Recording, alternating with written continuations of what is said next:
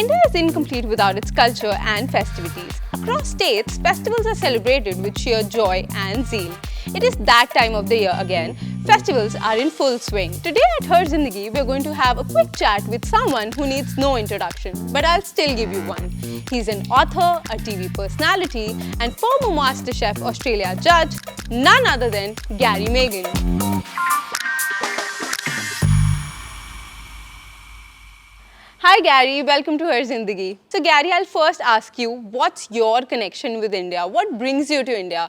Is it the food, the people, the music, the festivals? Tell us, what is it? You just answered your own question. It's all of the above. It's what I used to call colorful chaos. When I first started to come to India, I found this kind of in opposition to what it's like in Australia. We've got 27 million people here. You go to a country like India, there's 1.4 million people. So your first impression is always so busy, so much going on. The food is delicious, of course. The culture, you've got a 5,000-year-old civilization, a 76-year-old country. So all of this kind of wrapped up into one. But now I kind of find it, now I find things, I see things a little differently. Certainly having filmed mega festivals, I find it more, it's more enchanting.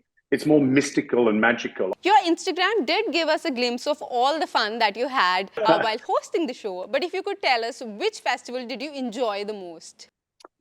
It's a hard question because what I love about the series, and there's 6 episodes in the first series, which goes to air on the 6th of September, 8 o'clock on National Geographic India, is that it's the ebb and flow. We find ourselves on the banks of, the river in, Kerala, watching the Nauru boat race, surrounded by 140,000 people who are going crazy, for, watching these men power past in the snake boat. To ask me for a favorite, it's a tough one. If you ask me most memorable, I would say Holi for sure.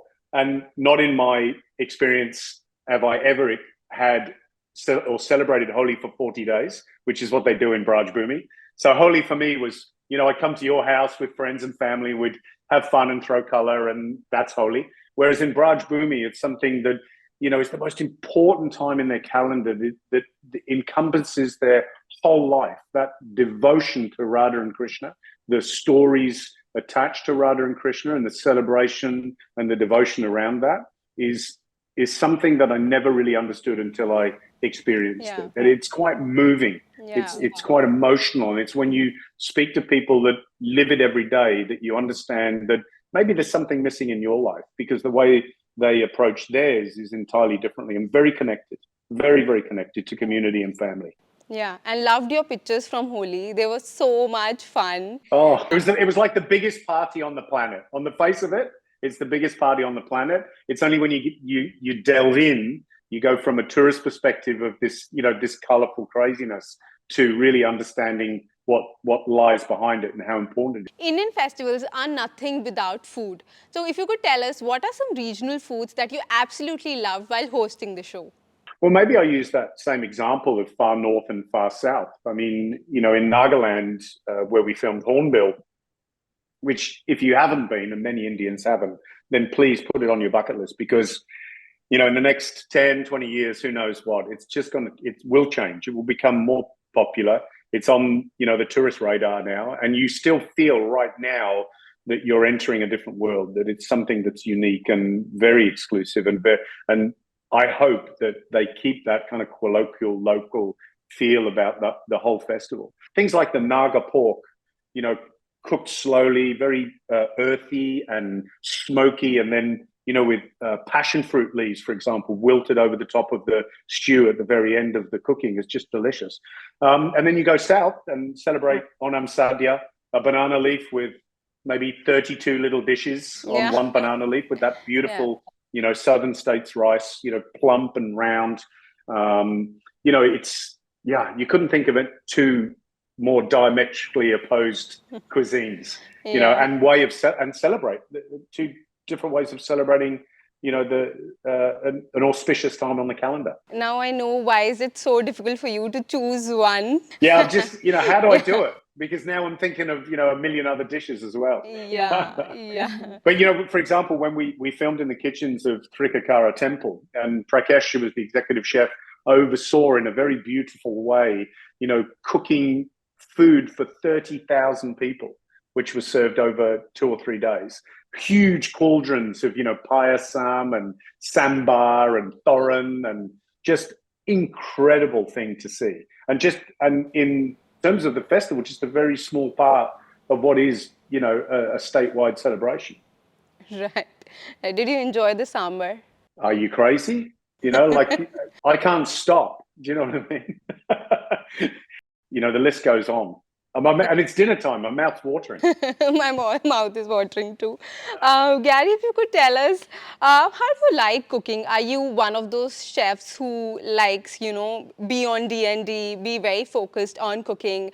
Or you like to be a little fun while you're cooking? Do you like to play some music? How do you like your cooking? A number of years ago, I'm traveling, eating. I have the luxury of being a commentator and narrator, in series like this, for example, India's mega festivals. And it gives me certainly in the last maybe 3 or 4 years, I've got a renewed kind of vigor when it comes to learning something new. And I cook all the time at home. It drives my family mad that the first question I ask at 7 o'clock in the morning is, what do you want for dinner? And, for my wife and my daughter, it's like, it's 7 o'clock in the morning. We haven't even thought about breakfast, let alone dinner. But that's my life now. And I enjoy playing around with recipes. For example, for lunch yesterday, I just cooked a little dal tadka, made some rice. So I literally had, dal chawal for lunch yesterday. And that's just because I feel like it. Whereas, 10 years ago, I didn't have the luxury of time to be able to just make dal chawal for lunch. Did you also try replicating other Indian dishes, or is there any Indian dish that you found hard to replicate in your kitchen? There's lots of Indian dishes that are hard to replicate, only because, you know yourself that if you talk to, and you can see on my Instagram, if I post something, there's a constant argument about what's in it, what should be in it, what isn't in it. Regionally, from household to household, everything changes. People, for example, will go, you need to put black pepper. And then someone else will go, no, never put black pepper. It's just this endless argument in India about food, which, to be honest, I love. I'm lucky enough I can ring chef friends and go, can I have a recipe for Medu Vada? And they send me a recipe. And if you look on my Instagram, I made them about 5 times before I got them right. And people still tell me that I've got it wrong. Yeah, that is about India. Every dish is prepared in a different way across the nation. The celebrations are incomplete without some music, some foot tapping numbers. Did you get to learn any of the songs while hosting the show? I got to do things like, I think at every festival, I just make a point of getting involved. For example, Durga Puja, I jumped in with the Dhanuchi dancers, and all the ladies laughed at my clumsy dancing. The same when we were at the Hornbill Festival. A big surprise for me. I was like the biggest thing that happened in Nagaland, I think, for a few years, and I became the guest of honor for the Hornbill Festival 2022. Yeah. And it was just such a thrill. I felt like, why me? It's silly. I'm just here to observe. But it gave me an opportunity then to get involved. I was wrestling with, some of the young tribesmen, dancing, because dancing is an integral part of each tribe's kind of expression of their traditional culture. So I get involved, and if it all goes terribly wrong, then I'm old enough and big enough to be embarrassed and take it well. No problem. I can teach you if you're ready for that. I can teach you a line. Yeah? So there's a very popular Punjabi folk song, and it is always no Indian wedding is complete without this song. So I'll sing and you repeat after me. Okay. So it goes like Chitta Kukkad. Chitta Kukka. Banere te. Banere te. Chitta Kukka banere te. Kashni dupatte wali hai. Dupatte wali hai. Munda. Sadke. Sadke. With no practice, you expect me to remember all that. No problem, Gary. You learn it. It's like we're taking away the evil eye from you.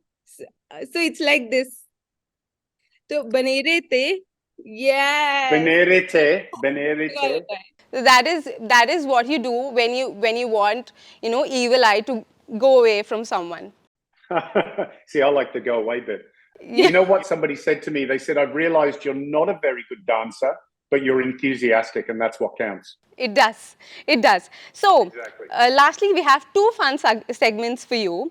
One of them is called Your Australian Accent is So Sexy. Say it again. So, I'll be taking names of a few foods that truly make Indian festivals complete, and you repeat after me in your Australian accent.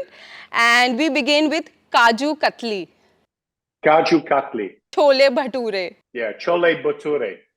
Okay, so next we have Gajar Ka Halwa, Gajar ka halwa. Motichur ke laddu. Motichur Ke laddu. ke laddu. Okay, so the last and the final fun game that we have for you is trying a popular tongue twister, and it is related to food. So Okay. it goes like kacha papad, Gacha papa. pakka papad. Gacha papa, papa kacha. Kacha papad, Pakka papad. paka papad. Kacha papad, kaka papad. Kacha papad, paka papad. Kacha papad, paka papad. It's good. We can try. It's okay. Yeah, it's good. We can't wait to watch the show. It'll be up on National Geographic India on September Yeah, September the 6th. September the 6th at 8 p.m.